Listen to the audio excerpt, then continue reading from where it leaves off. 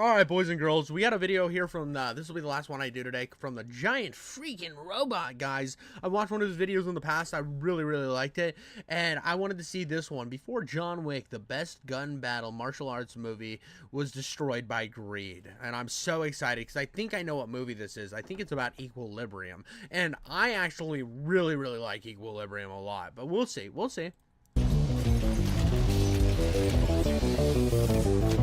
Also, I'm a big fan of Gun Fu. I love Gun Fu movies. I think there's not enough Gun Fu movies. I recently had to write a script for a list of movies that I felt owed a little or a big debt to The Matrix. One of the movies... Fair about, like, Equilibrium and V for Vendetta owe a lot to The Matrix. But, I mean, in fairness to V for Vendetta, it's made by the same people who made The Matrix. That I focused on for the shortest amount of time in that video was written and directed by Kurt Wimmer, writer and director of 2020's Children of the Corn, one of the all-time worst Stephen King movies I have ever seen. Subsidies. So now that I've admitted to Dude, it's so crazy that I always think it's funny when I watch like a movie that I think is just badass and awesome, and I'm like, I'm gonna check out more of this director's work, and it's just like, oh, let me show you how many barnacles I have on my butthole, and it's like, I didn't want to see that, but no, it's actually peak film. No, this is the worst thing I've ever seen. Giving Kurt's sci-fi movie the short shrift in that video, and I've properly reminded people that he made, no joke, a worse Stephen King movie than both of the Mangler sequels. Is everything okay? I want to give Wimmer's best directing effort What the hell is the Mangler? I've never even heard of the Mangler. Fair shake when looking back at it, because both the movie and its release are definitely worth another look. I'm Drew Deach for Giant Freaking Robot, and this is why Equilibrium failed. Oh, dude, but it's so good. I know that the movie's super cheesy and super dumb. It's, if you were gonna look at like compare this to V for Vendetta, obviously it's not as good. You look at it compared to the first Matrix, obviously not as good. But there's something about it. I think it's the gun fu aspects that are so awesome. There's like so much awesome little things in this movie that keep me coming back, and I've watched it a bunch of times growing up. And I mean, I haven't watched it since I was probably in like high school, but at the time I thought it was the coolest shit ever made. I liked it more than the Matrix because of the cool gun fights. So the very first criticism of Equilibrium we have to address is the story and alternate future world it takes place in. Because a word I'm sure gets used against this movie is derivative. It's a word used Jesus Christ. Mike's over here. Ladies call me the Mangler. That is a wild thing for them to call you, Mike. I think I would try to change my dynamic and get a better nickname. A piece of art is taking some recognizable source of inspiration, and people don't feel it's doing anything, Burn it. well, inspired with it. Instead, they can't help but see it as a copy and paste job. Equilibrium is unquestionably taking inspiration from classic and therefore familiar sci-fi dystopian novels and imagery, creating a world where human beings... Yeah, dude, it was definitely a 1984 ripoff. It ripped off so many things. The parts of this movie that kept me coming back was the gun fu aspect. The gun fu aspects were some of the coolest shits I'd ever seen.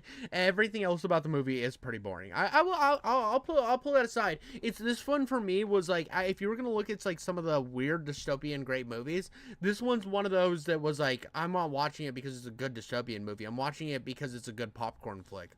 Live in a fascist state where emotion and artistic expression are suppressed in the name of eliminating war. It reminds me more than a little of my favorite video I've done for this channel on Harrison Bergeron. You should watch that, so help him out, editor, and show him what the thumbnail and title is. The Society of Libria in Equilibrium, an openly fascist... By the way, guys, one day I will have an editor. It'll be super cool, and I will be, like, super rich and famous. And I'll be like, listen, editor, don't put a picture of my butthole up. And it'll just be a picture of my butthole, and my whole channel will be just, like, nuked into oblivion. State, no one ever accused Kurt Wimmer of subtlety, maintains peace by mandating everyone take an emotion-killing drug called Prosium. Like I said, Curt and subtlety. Ah, Prozac. Look at the whole society is a bunch of desperate housewives just like trying to make it through the mundanity of their suburb. They're like, oh, the suburbia is so annoying. Let me take a Prozac a day. It keeps my ambitions at bay. Ain't bedfellows. Even if this is just a topical riff and rebranding of Soma from Huxley's Brave New World. Equilibrium's handling of its inspirations reminds me of another sci-fi movie that gets the D word. 2013's Oblivion. Both these movies' visual styles are... Okay, if we're gonna talk about it, Oblivion was like mad boring compared to Equilibrium though. No gun fu, just Tom Cruise running. That makes it a massive L. You get a little bit of like Morgan Freeman like yapper japping. He's like, I'm Morgan Freeman. Morgan Freeman says that there is an Oblivion on the way. Morgan Freeman. And Tom Cruise is like, I'm Morgan Freeman. Oh, you better run, Tom Cruise. And that's the entire movie, and I'm sorry, Oblivion's kind of fucking mid because like that. But then you look at the fact that you got fucking Equilibrium, and it's like bow, shabow, shabow, bow, guns are flying out of their arms and stuff. Oh, it's way cooler. Action focused, and their sci-fi world designs are sleek, stripped down, and streamlined. The same can be said to their... Mike wants to be my editor. Maybe I'll think about it. I don't have money to pay you right now because my channel makes like absolutely nothing at this point. But then, by the way, if you want my channel to make a giggity schmoodle amount of money so I can pay people and pay myself, like and subscribe, my boys, and subscribe me to everybody. I am the man with the longest nipples and the smallest penis, and we need to make that known to the entire world. Plug-and-play approach with their influences. Imagine each specific inspiration for a piece of art is a different colored wooden block, like the alphabet ones kids play with. Do kids still play with those? I have not been a kid for a few years now. Anyway, artists take each of these wooden blocks and can use them however they want to build their own art. Some might carve the blocks into new shapes, some might smash the blocks to pieces and then glue together something new from the broken shards. But movies like Oblivion and Equilibrium feel like they take those blocks and do little more than put them next to each other and on top of each other. The best thing they can come up with from their influences is just a bigger block. I think this kind of mindset is what people are trying to get across when they call a movie derivative. And I would argue Equilibrium's sci-fi story and world does succumb to the bigger block problem.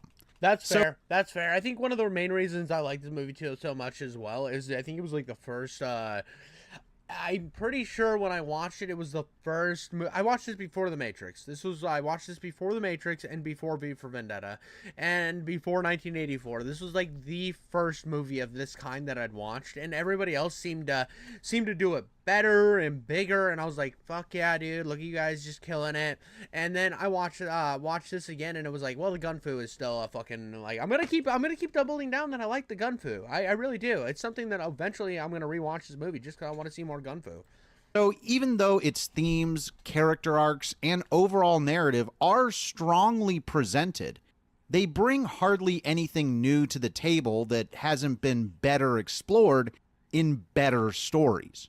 What Equilibrium does offer up that those literary tales don't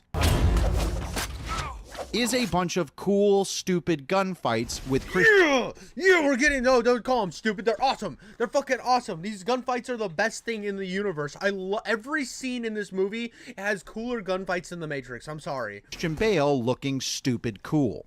Equilibrium is at its best when it's just being a simple but stylish action flick.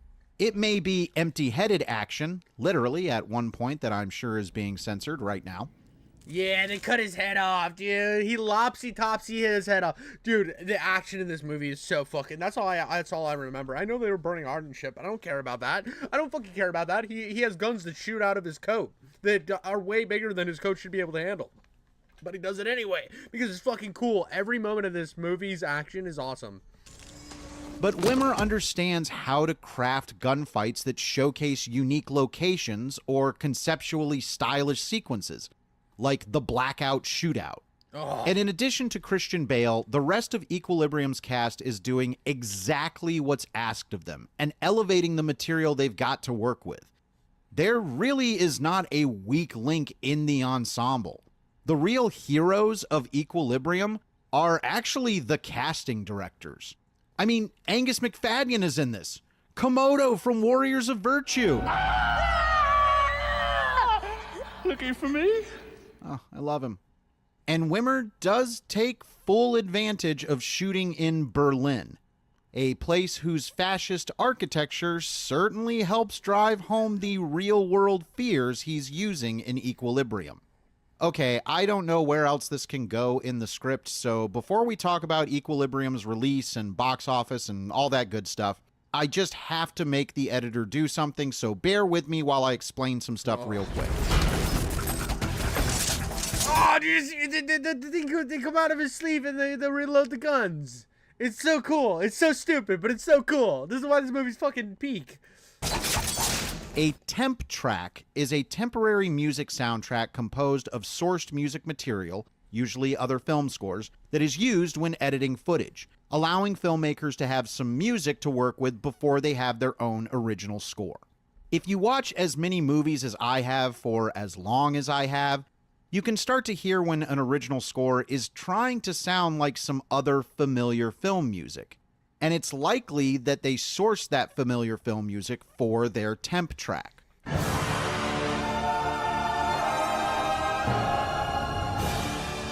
What does all this have to do with Equilibrium? In case I never get the chance to illustrate this ever again, I theorize that Equilibrium used a very unique choice on its temp track. The Smashing Pumpkins song, "The Beginning is the End is the Beginning," from the Batman and Robin soundtrack. Not the score, the soundtrack. Listen to this for a second and tell me if I'm going nuts, y'all.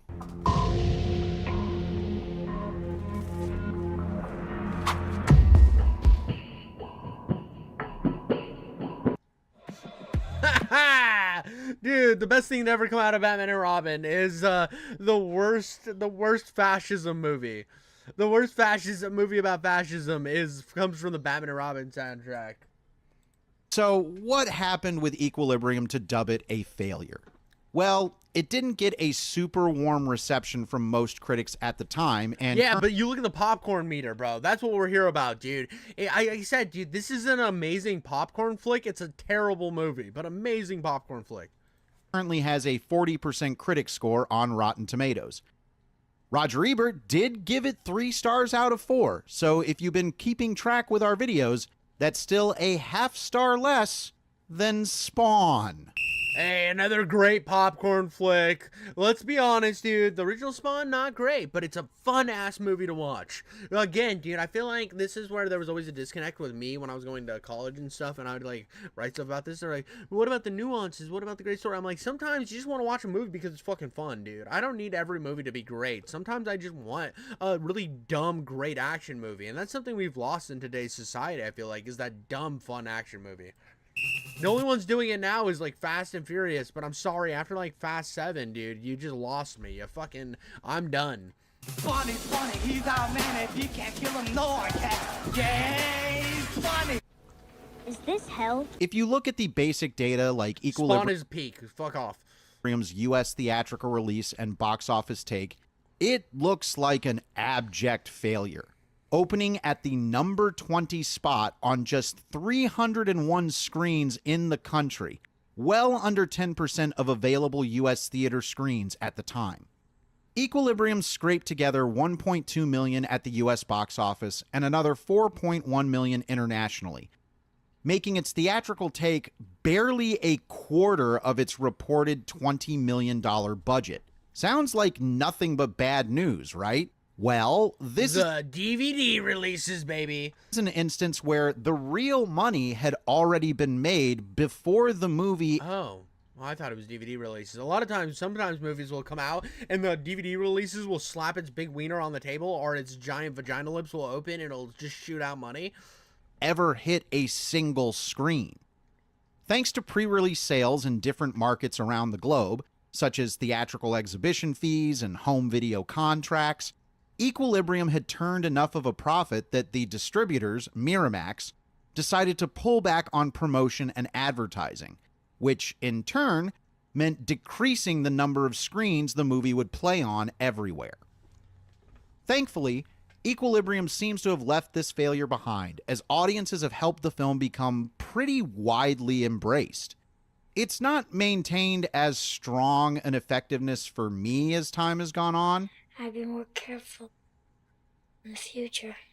and some of its bigger block problems are even more lunk-headed today, but I can still enjoy its simpler and even sillier pleasures. And hey, I'll even throw Kurt Wimmer a bone. I still say Equilibrium is his best directing effort, but he also wrote The Beekeeper last year, which surprised me with how equally brazen its socio-political commentary was, while also succeeding at being stupid and fun. Hell yeah, dude! And we need stupid fun. I need to watch The Beekeeper.